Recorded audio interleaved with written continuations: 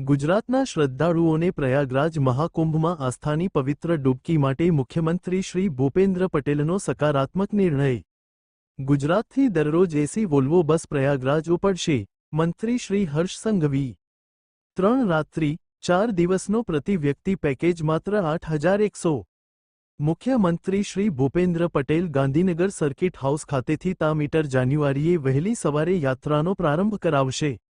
સોમવારથી દરરોજ સવારે 7 વાગ્યે રાણી પેસ્ટી ડેપો, અમદાવાદ ખાતેથી એસી વોલ્વો બસ પ્રયાગરાજ જવા નીકળશે। હિન્દુ સનાતન ધર્મમાં મહાકુંભનું વિશેષ મહત્વ છે, જે 144 વર્ષમાં માત્ર એકવાર આવે છે।